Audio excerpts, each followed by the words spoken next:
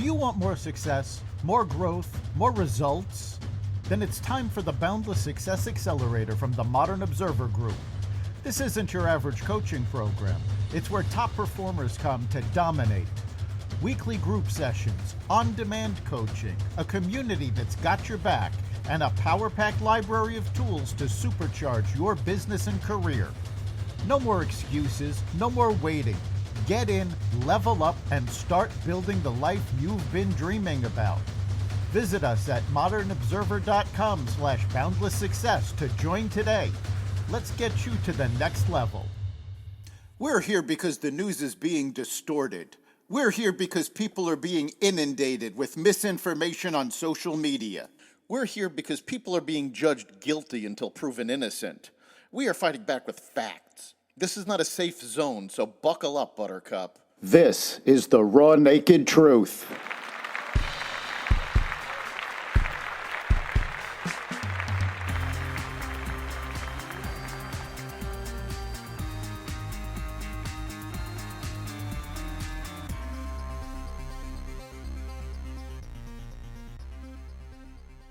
ABC affiliates push for Jimmy Kimmel to apologize. Starbucks employees fight a dress code.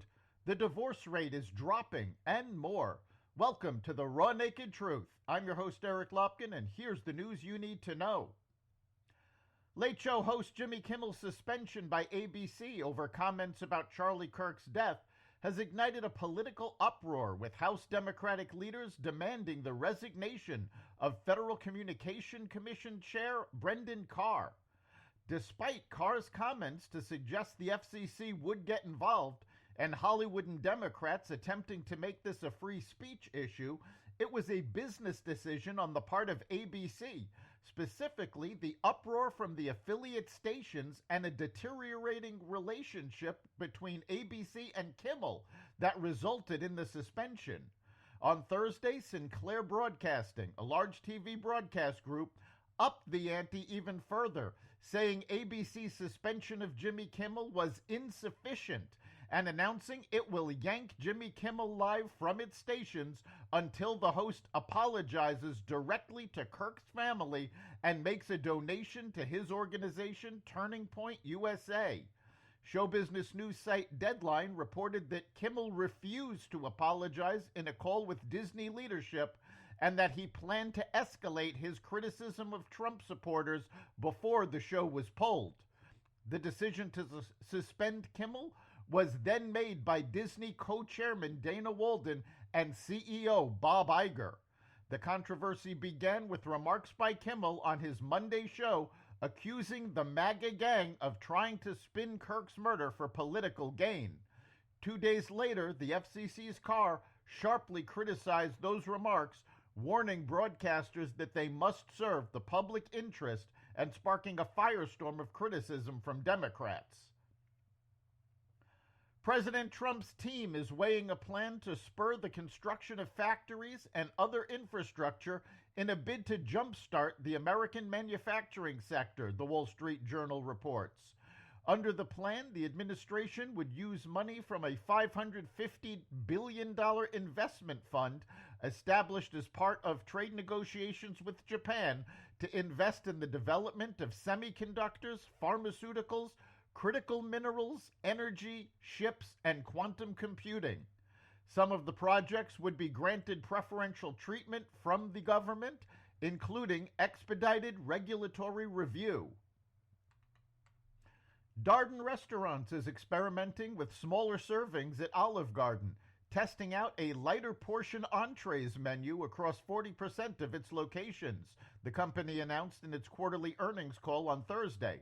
The new menu section, which offers smaller portions and a reduced price on 7 of its existing entrees, is an additional option for guests and is not replacing anything on the Italian-American restaurant chain's menu, according to a spokesperson for Darden Restaurants. Nvidia will invest $5 billion in Intel and take a 4% ownership stake in the struggling chip maker, news that pushed Intel stock up 23% on Thursday. The move follows a separate $5.7 billion U.S. government investment for a 10% stake in Intel and marks a major effort to revive the once dominant firm under new Intel CEO Lip-Bu Tan. The company's plan to produce multiple chip generations together, teaming up to co-develop data center and PC chips. Analysts say the deal gives Intel much-needed credibility and capital, while Nvidia shores up its U.S. manufacturing footprint amid tensions with China. Starbucks workers are suing the company over its new dress code. Starbucks employees filed lawsuits in Illinois and Colorado and a complaint in California, alleging that the coffee giant broke the law when it changed its dress code but failed to reimburse those who had to buy new clothes. In May, Starbucks began requiring workers to wear a solid black shirt under their green aprons in order to give customers a more consistent experience across stores.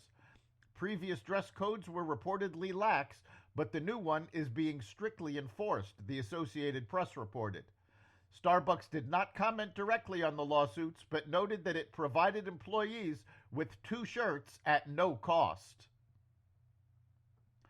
The widely circulated claim that 50% of marriages end in divorce is being put to rest as researchers continue to document a decline in divorce rates in the U.S. According to the National Center for Family and Marriage Research, the overall U.S. divorce rate has been on the decline since reaching its peak in 1980.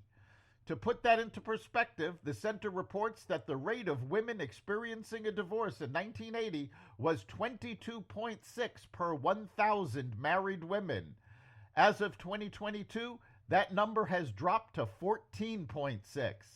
It's like crime. People tend to assume it's always going up, or they assume it's a part of modern life and it's always worse than it's ever been.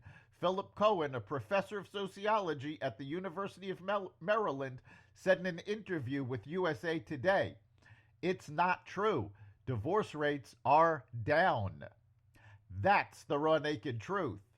You can catch every episode of the Raw Naked Truth Daily News Brief, as well as our sister podcast, Carnivore Radio, with news analysis and commentary, and the rest of the Xvadio Podcast Network at xvadio.com, the Apple Podcast app, YouTube, Rumble, Spotify, iHeartRadio, Audible, Amazon Music, and other platforms that respect freedom of speech. We'll see you next time.